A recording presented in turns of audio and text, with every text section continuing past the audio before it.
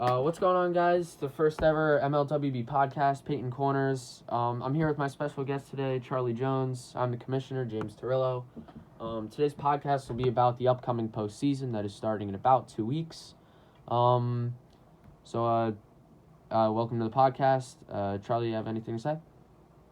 Hello everybody. I'm Charlie Jones. I'm the Astros in the MLWB.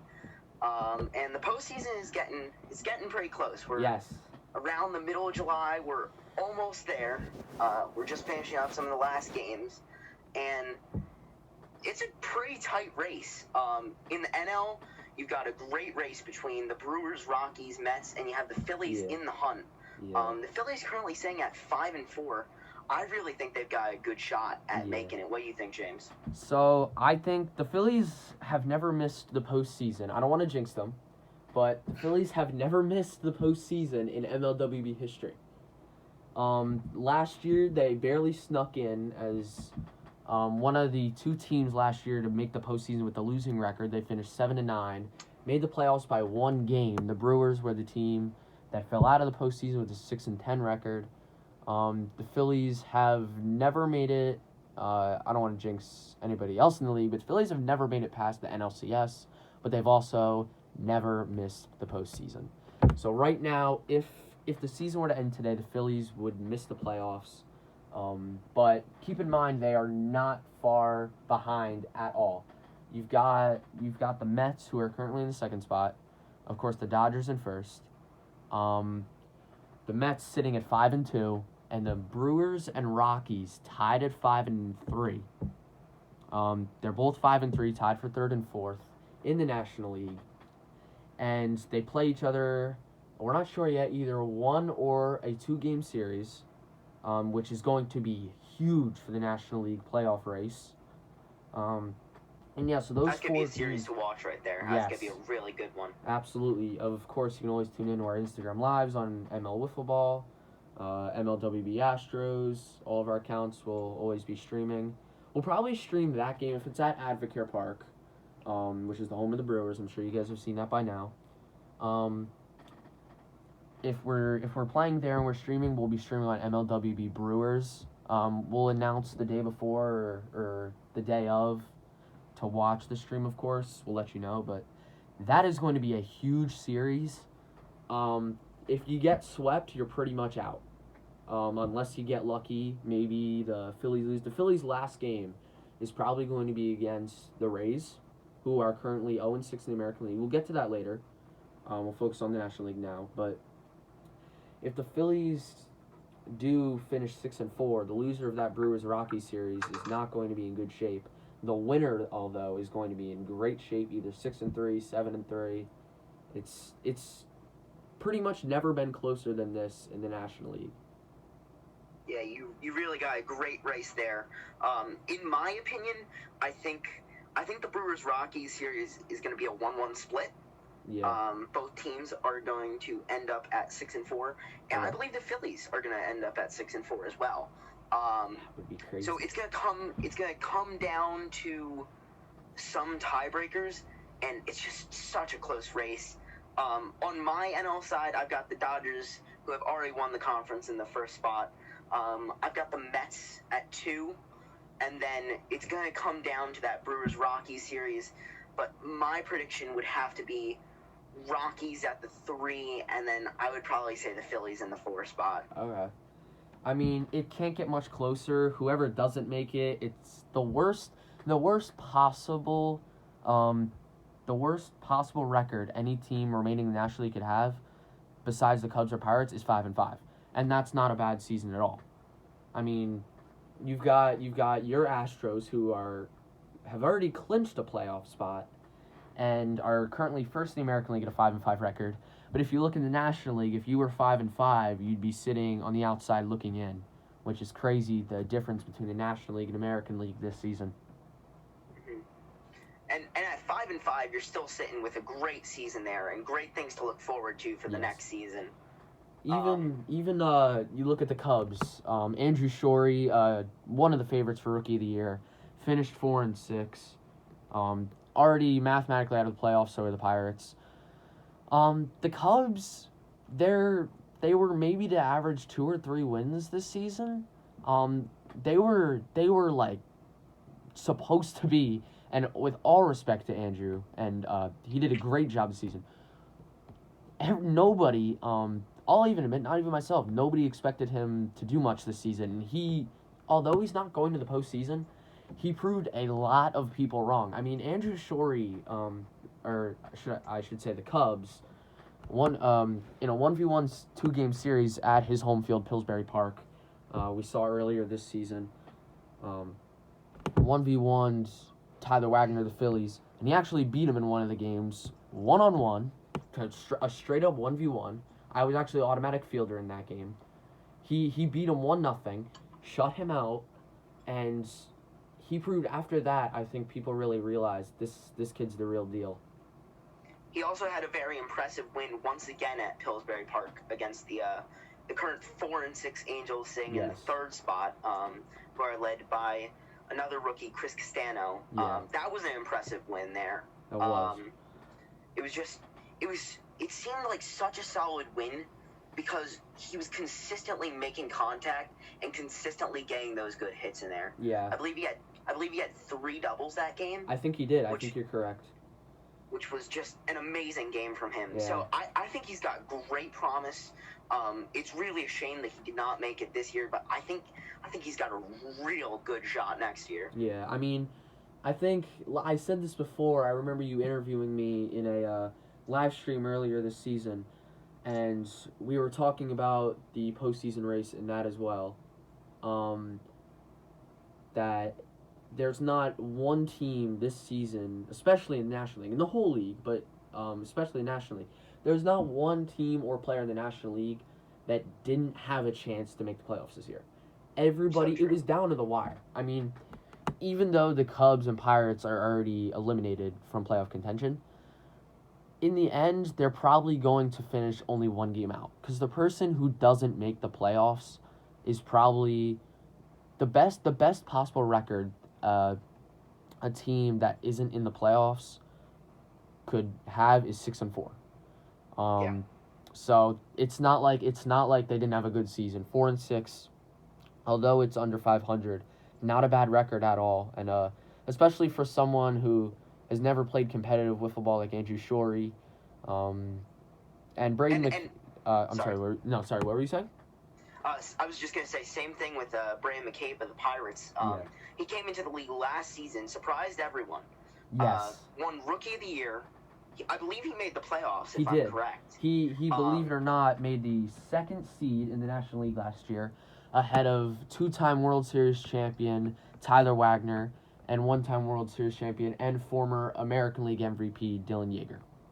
So he came into the league, never played professional wiffle ball, and finished better than 2 all-time greats or 2 veterans that were in the National League. Came in last year, finished with an 8-8 record, and actually was literally, if you're a true fan, you'll remember last season.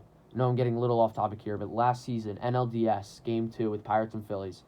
Pirates were winning that game. We did 3-inning games that series. Pirates were winning the series 1-0. They were winning Game 2 2-0 in the bottom of the 3rd. McCabe was 1 strike away from moving on to the NLCS to face the Dodgers, where you never know what could have happened there. He ended up giving a solo home run up and a 2-run home run up to Tyler Wagner, and then the Phillies would win that game in a crazy comeback, and then they'd win Game 3. And that was the last series the Pirates have played in the postseason. Yeah. I mean, definitely letting up home runs to Tyler Wagner, that just is going to happen. He's currently 4th in home runs with 13 this year. Yes. He's an absolute dinger master. He hits them right out of the park. He had that absolutely insane game against the Angels at Pillsbury Park. Oh, that was insane. So you never know what's gonna happen when you're facing Tyler Wagner on the mound. Yeah. That game will go down as one of the best performances, if not the best performance I've ever seen by a single player in one game. He had 9 home runs, 19 RBIs, and I believe definitely more than 10 extra base hits, which was just absurd. Absolutely amazing. Yeah, it was ridiculous. So that playoff race is going to come down to the wire. It's crazy. And speaking of the Pirates again, this is their first time in franchise history that they will miss the postseason. So it was a down year for McCabe and the Pirates, but I interviewed him. I remember after his last game, they lost to the Angels, and I asked him. It's not official. At the time, it wasn't official, but it's most likely that the Pirates will not be headed to the postseason. What can you tell the fans going into next season? He said just expect more. Because I think even McCabe knows, like, he could have done better this year, and next year I have a good feeling. I know it's early to talk about next year, but I have a good feeling he's going to have one hell of a year next year.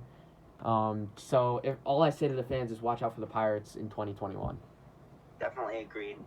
And as we have a great race in the NL, we have a slightly lesser competitive race in the AL, but it's still really close between that 1, 2, and 3 spot.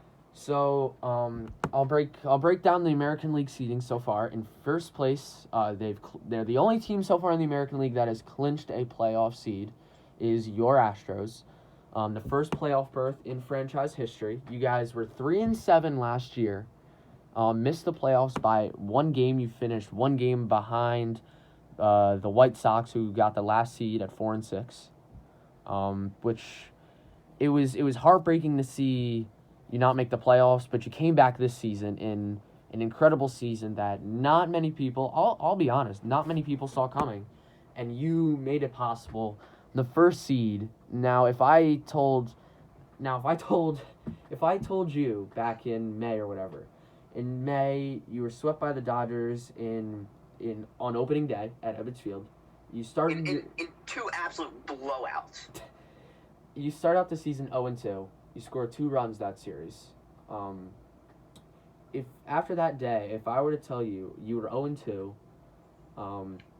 last in the American League at the time, if I had told you that day, if I had told anybody that day the Astros will finish first in the American League and go to the playoffs, would you have believed me? I'm gonna be honest. I would have laughed right in your face. I would have said, "No way." Just to go over my season real quick. I had an absolute horrible series against the 10-0 Dodgers. I got absolutely blew out in both games. Then in my third game, I faced the Cubs in an 11-10. 7-inning win. That was insane. On a walk-off double. That was the second longest game this season, and that is the longest game in Astros franchise history, and the longest game in Ritz Field history. Crazy. That is only behind the 11-inning game between the Yankees and Phillies this season. The Phillies won the game 2-1 in 11 innings on a go-ahead triple by Tyler Wagner, I believe it was, in the top of the 11th. Phillies would go on to win that game. But back to the Astros in the American League. After that, the Astros were 1-2, right? And I believe, who did the Astros play after that game? After that, I finished up a 2-game series with the Cubs at Ebbets Field. We won 2-0. In my first actual shutout as a pitcher. That was an incredible performance.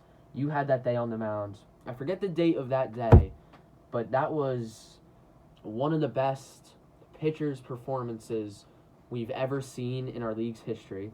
That day, you pitched, I believe it was, 11 innings that day, and gave up 1 run, I believe it was, because you beat the Cubs. I believe it was actually 1-0.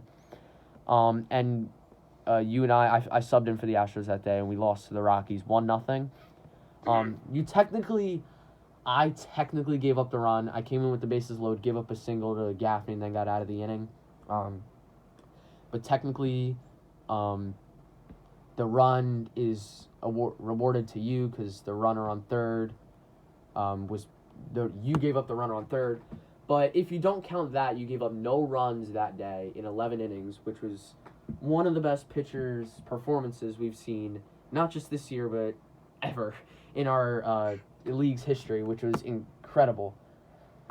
Yeah, that was a crazy day at Ebbets there. It was. So then, right after that day at Ebbets, I sat at 2-3. I then played the Rangers in a 2-game series.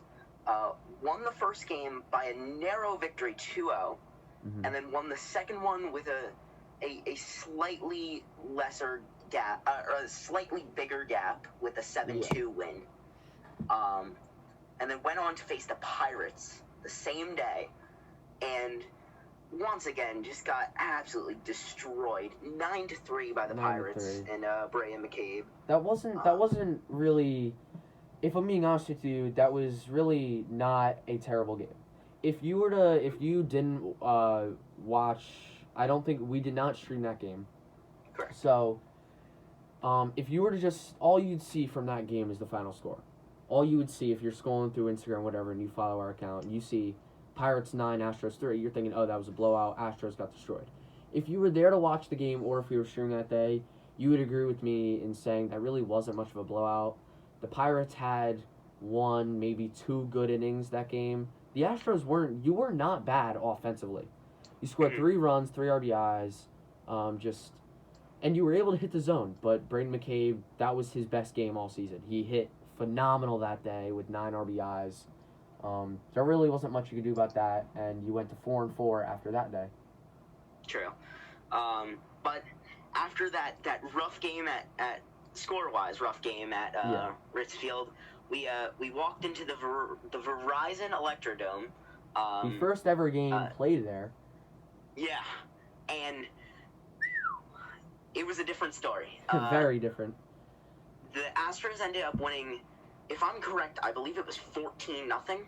I think the final score was 12-3. 12-3? 12-3. In the first inning, in the first inning, you pitched that whole game. Yeah. Braden McCabe hit a 3-run opposite field home run in the first inning that game. After that, you calmed down. The rest of the game, you were perfect. Didn't give up any more runs. I think you gave up maybe one more hit the rest of the game. You were phenomenal on the mound after that one inning. We ended up winning the game. I subbed in for you that day. I believe I hit 4 home runs. You also did very well offensively that day, and the Astros got their 5th win of the season, 12-3. And then we lost a heartbreaking last game to the Brewers. I believe 3-0. I think 2-0, 3-0. I think it was 2-0. But 2-0. Either way, it was a very close game. That was at Pillsbury Park. We had a rough time in the first inning, but after that, we got the pitching in there, but just wasn't able to make contact, and that was a rough day. Yeah. So I currently sit at 5-5. I've clinched a playoff spot. I would need one thing to happen to win the conference. I would need the Yankees to lose one of their last games, if I'm correct. Yes. Yeah. That is correct. So if we look at the standings, I'm pulling the standings up right now. If you can look at them, the Astros are 5-5. The Rangers are 4-5. So the Rangers can still go 5-5 if they win their last game, which is against the Rays. If they win their last game, they'd also be 5-5, but you swept them, so you would be ahead of them. Off of a tiebreaker. Yes, because you swept them, so you've clinched ahead of the Rangers. The Angels finished 4-6. You didn't play them, but you're 5-5. They're 4-6. You're ahead of them. The Rays are in last place. They're 0-6. You're 5-5. The best they could possibly do is 4-6, so you're ahead of them. And the Yankees are 1-5. They would have to win their last 4 games in a row, which has never been done in Yankees MLWB history. They'd have to win their final 4 games in a row. 2 against the Rays, and I believe they play. I'm not sure. I'd have to look into that more and see who they play, but they are 1-5. And so they would have to win their last 4, and they'd still only be tied with you. They'd have to play a 1-on-1 tiebreaker game with you to see who would get the first seed in the American League. So the worst possible thing that could happen to the Astros before the postseason, they get the 2nd seed, but they'd still have home. They'd have home field advantage over either the Rangers or Angels, whoever it may be. Correct. Or Rays, whoever.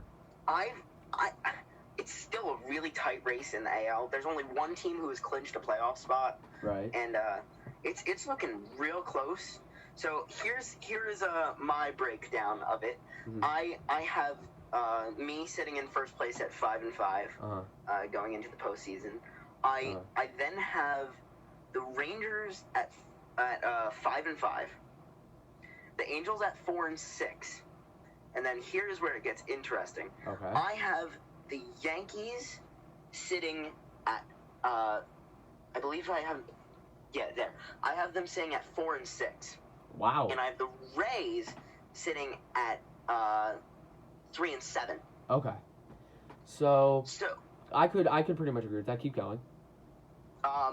So then I think the playoffs would be very interesting on the AL side. I would be facing the Yankees.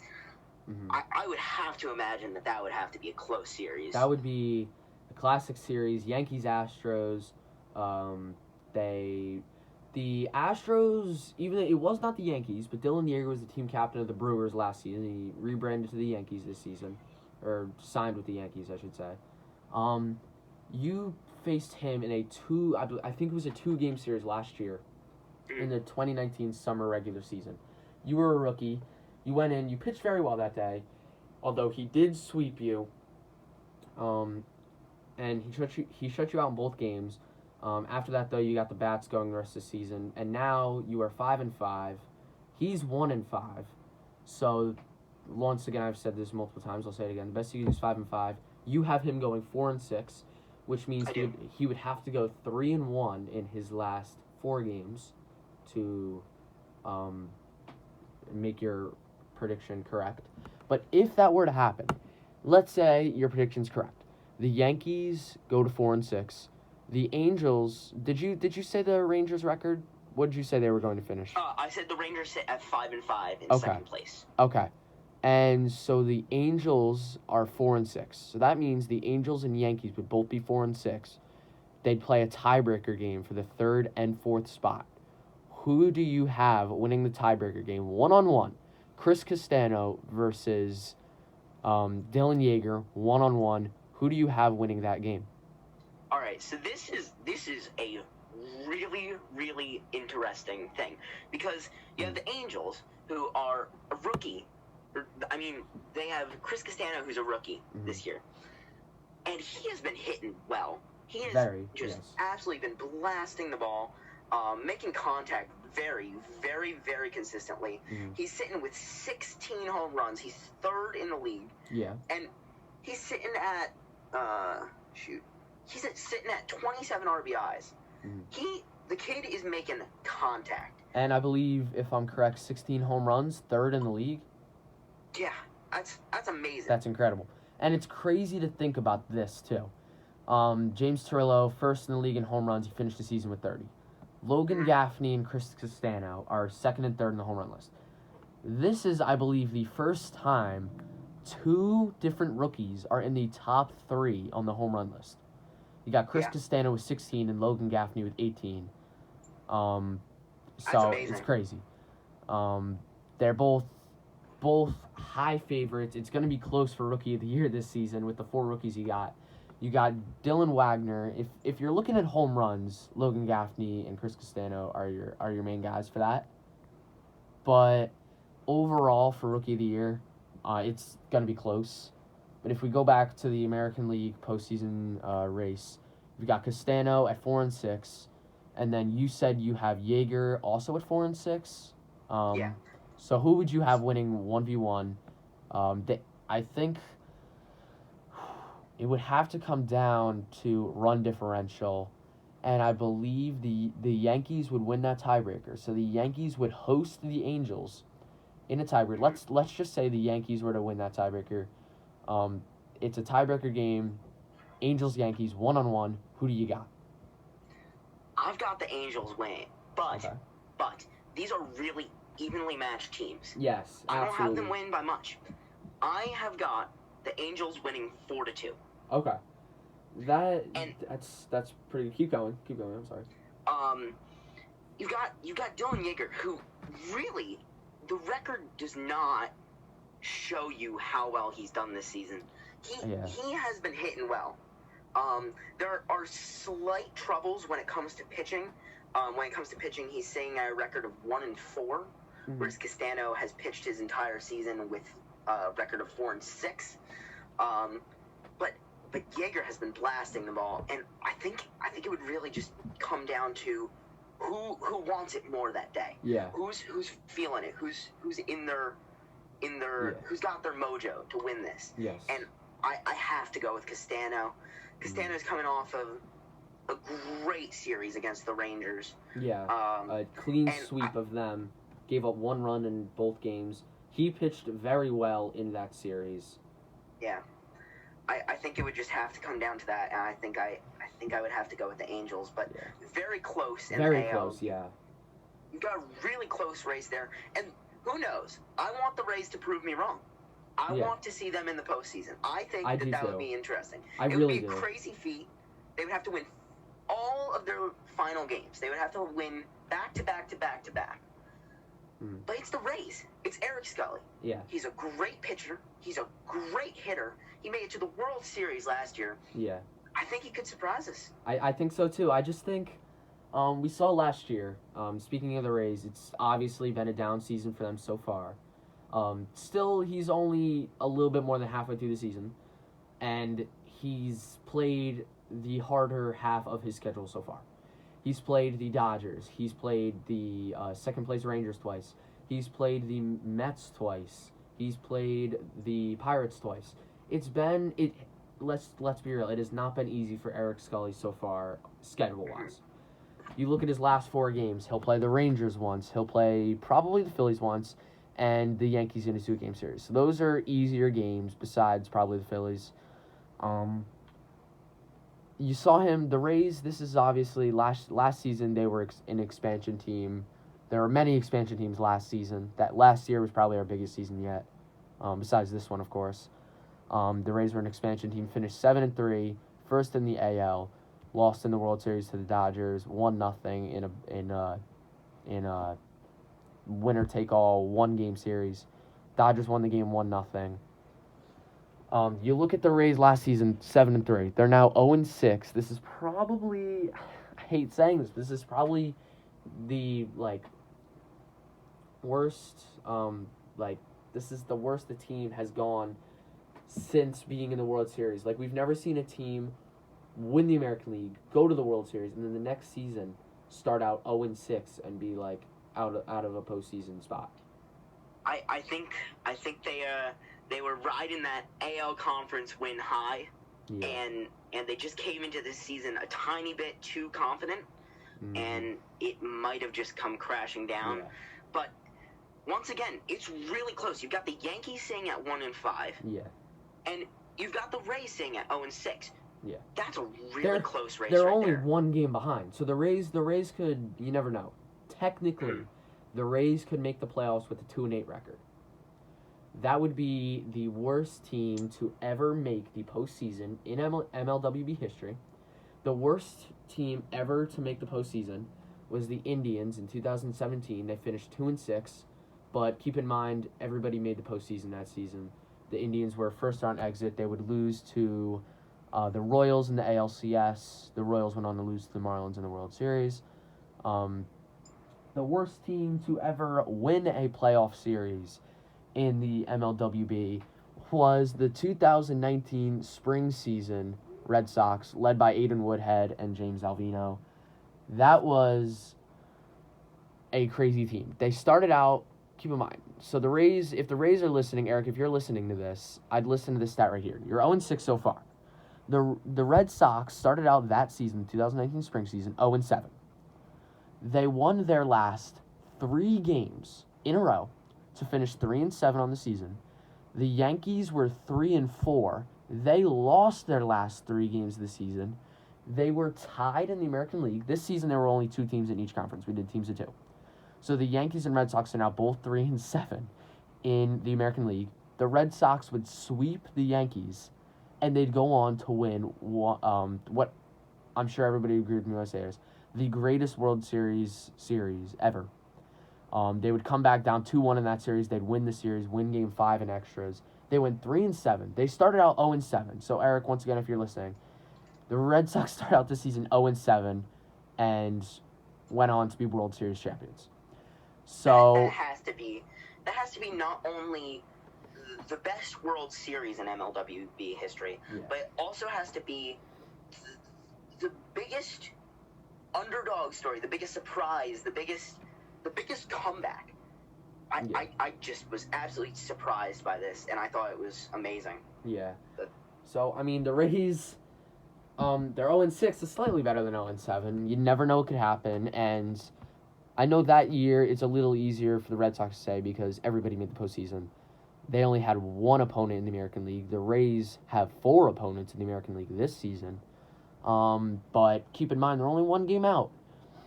They could technically, believe it or not, the Rays could still get the 2nd seed in the American League. It's a long shot, but they could technically get it. So it's more than possible for the Rays to get into the 2020 MLWB postseason. So yeah, it's gonna be a very interesting postseason. It would be an incredible season. It's already been an incredible season so far. Postseason, what is today's date? The 9th, I want to say? Yes, the 9th. Yep. The postseason is, when we're recording this. We're not sure if it's going to come out on the 9th, but we're recording this on the 9th. The postseason, the regular season, the last day of the regular season is July 25th. So we have 16 days left in the regular season for the Rays to play 4 games, win a few, get in that last playoff spot. Same with the Yankees or whoever. It's very possible for the only 2 teams that can't make the playoffs in the whole league are the Cubs and Pirates. And it's crazy to say that's the difference between the NL and AL this year.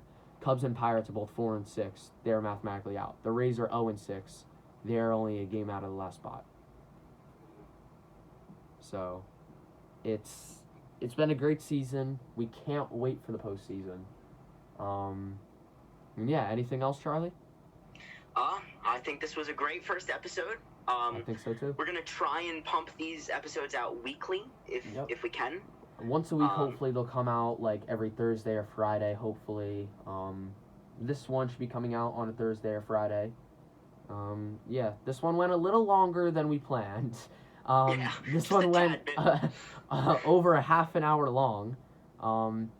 We don't plan on having them this long anymore, but this was a very important podcast to talk about, considering it was the first ever one. We wanted a good one, and no better way to talk about anything than postseason wiffle ball. So it's going to be very exciting. Congratulations to you on your first ever postseason berth in your franchise history, Charlie.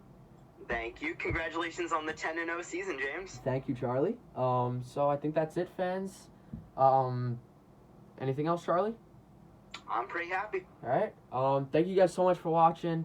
Follow the MLWB Astros on Instagram. Follow our account on Instagram, ML Wiffle Ball. Thank you guys so much for watching. Peace out.